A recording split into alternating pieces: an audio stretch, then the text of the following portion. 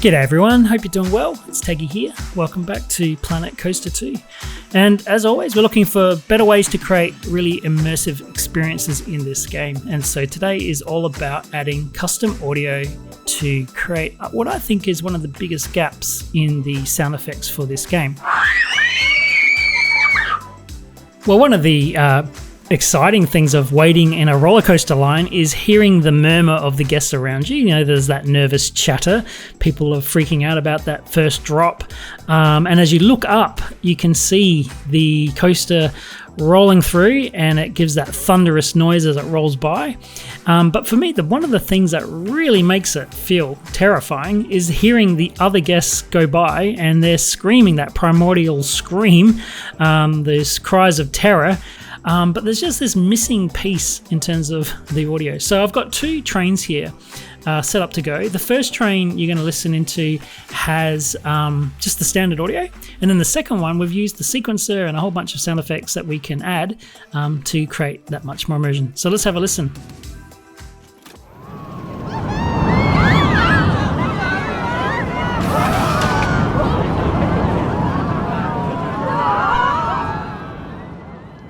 But yeah, it's just a whoa and to me it's just not very interesting. I think we can do a lot better. And so yeah, as it goes by, it's certainly cool. And here comes the second coaster. So let's have a listen to that one and see if you can notice much of a difference.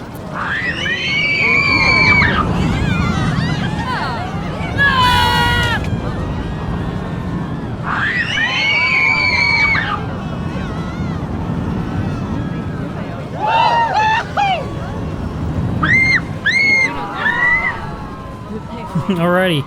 Did you notice much difference? For me, it just is it's chalk and cheese. I just feel like it's so much more realistic hearing those screams from the teens, and yeah, the little woohoos and yells and cries all adds to the value. So let's have a look at how we did this. Right, well the way this works is you put a speaker on your roller coaster, and for each sound effect that you want to play you can add another speaker. So if you come into your editor for the coaster and click the customize button, this one, and you attach scenery, you can see I've got a number of speakers attached here. I think they're all over the place, but you can do a better job of hiding them than I have. And you can click on each speaker and set your own custom sound. So you can change the track and upload your own audio if you're on the PC. If you're a console user, I'm sorry, you're all out of luck. You'll need to lobby Frontier to include some screams, because I think that's a very simple addition. But let's have a look at what we do from here. So I'll come over and just create a speaker, and I'll give you an idea of the kinds of sounds which I think work well. So you need a bit of variety and yeah, different things like yeah, let's have a look. I've got okay, so user media. Firstly, you want to pick sound effect, change track, and then come to here. But yeah, I've got a whole range of things like different ahhhs and yar, crowds cheering, gasps. Yeah, but mostly the screams is what really I think works well. It's quite fun. I ended up collecting a lot of these through various media libraries I have. Obviously I can't share them because I don't have the rights to do that, but there are a number of free sites you can go on and get your own sounds. But yeah, different types of screams, the variety gives you a lot of control. So if we come back to the coaster here and look at the editor, so once again come to the customize tab and click create trigger sequence. You can see all the different trigger points. So on this first drop, it triggers that first group scream, and yeah, this can be, you can add another one like that and then just position it where you'd like to play a sound.